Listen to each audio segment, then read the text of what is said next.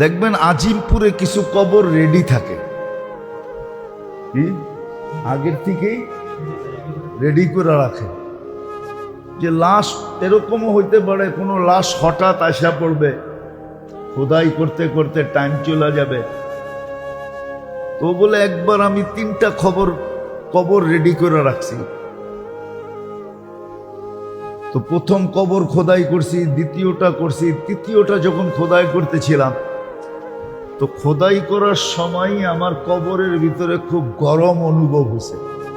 কি বলে ভাবছি কবর খোদাই করতেছি এই জন্য বুঝি, কিন্তু না, দেখতেছি যে কবরের ভিতরেই কেমন জানি একটা গরম গরম ভাব। যা কষ্টে মষ্টে আমি কবর রেডি করা ছায়ায় বসাছিলাম, হঠাৎ দেখলাম উপর থেকে 2 জন লোক আসলো। উপর থেকে সাদা পোশাক পরিহিত, পাগড়ি পরিহিত। আমি কিন্তু কিস্সা কাহিনীতে তেমন অভ্যস্ত না, আমার বয়ানে তেমন কিস্সা কাহিনী নাই, কিন্তু কিছু কিস্সা কাহিনী খুব কি বিশ্বস্ত দেখা বলতেছি। বলে দেখলাম 2 জন আসলো। প্রথম কবরের কাছে দাঁড়ায় একজন জিজ্ঞাসা করলো, কি লিখবো? তো বলল যে চতুর্দিকে লেখো, চতুর্দিকে 12 মাইল। চতুর্দিকে 12 মাইল, এদিকেও 12 মাইল, এদিকেও 12 মাইল, এদিকেও 12 মাইল, এদিকেও 12 মাইল। বলে দ্বিতীয় কবরের কাছে আসলো, আচ্ছা বলল কি লিখবো? বলে যেই পর্যন্ত চোখের দৃষ্টিশক্তি যায়, চতুর্দিকে। বলে ওই তৃতীয় কবরের কাছে আসলো, আচ্ছা বলবো কি লিখবো? তো আঙ্গুল দিয়া দেখাইলো, 2 আঙ্গুলের মধ্যখানে যতটুকু ফাঁক,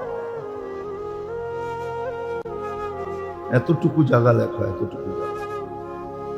এই জন্য হাদিসে আছে, কারো কারো কবর ডাইন দিক থেকেও চাপ দিবে, বাম দিক থেকেও চাপ দিয়া কাগজ বানায় দেবে। কাগজ শুধু 2 দিক থেকে চাপ দিবে না, মাথার দিক থেকেও দিবে, পায়ের দিক থেকেও দিবে। বলে তারপরে 2 জন চলে গেল, আমি অপেক্ষায় ছিলাম যে কবর তো রেডি করছি, আমার কাছ থেকে কিনবে। বলে প্রথম লাশটা যখন আসলো, প্রথমটা আসলো, কবর দেখলো, আমার কাছ থেকে কবরটা নিয়ে নিল। কিন্তু ওইখানে লোকজন বেশি ছিল না, লোকজন বেশি ছিল না। খাট উঠানের 4 জন আর 1-2 জন লোক লগে ছিল।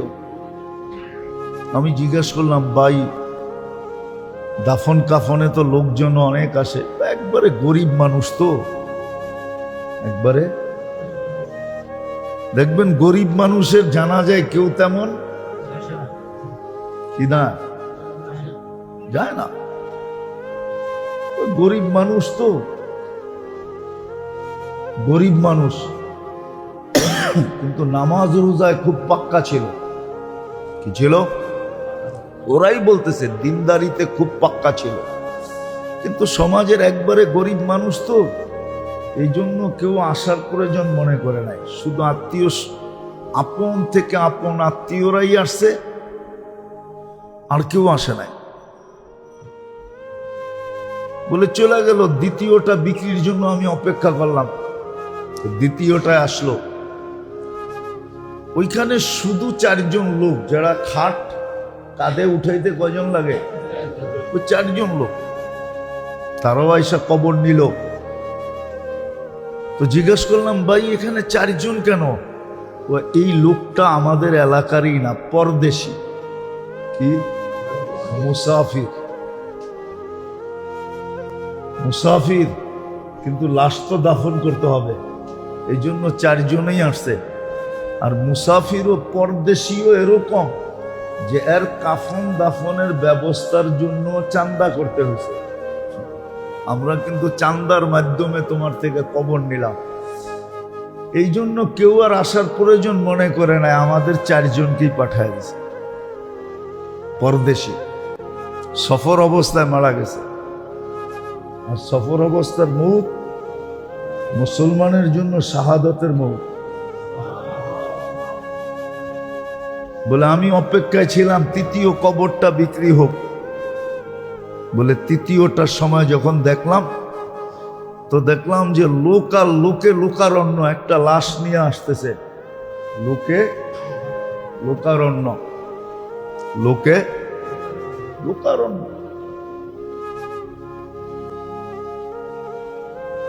ওই যার জায়গা দেখাইছে এতটুক, কতটুক? এতটুক। আমি জিজ্ঞেস করলাম, ওটা মহিলার লাশ ছিল। জিজ্ঞেস করলাম উনি কে? আমাদের এলাকার সম্ভ্রান্ত ব্যক্তির স্ত্রী। এই জন্যই তো এলাকার সমস্ত মানুষ আসছে। এলাকার কি সম্ভ্রান্ত ব্যক্তি, এই জন্যই তো সবাই ভাঙ্গা পড়ছে, এত লোক। কিন্তু আমি মনে মনে ভাবতেছিলাম, জিজ্ঞাসা করলাম এক আমল কিরকম ছিল?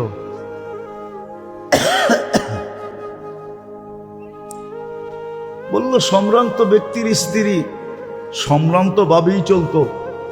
কি কি সম্ভ্রান্ত ভাবে চলা বোঝেন না? মনে হয় বোঝেন না। কি কি বোঝেন? যেমন আজকে সম্ভ্রান্তরা চলে, এরকমই চলে, ঠিক না?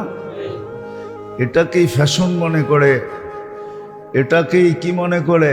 খোলা মনের মানুষ মনে করে। কালচার, কত শব্দই তো আছে, ঠিক না? তো বলে কবর দিয়ে চলে গেল।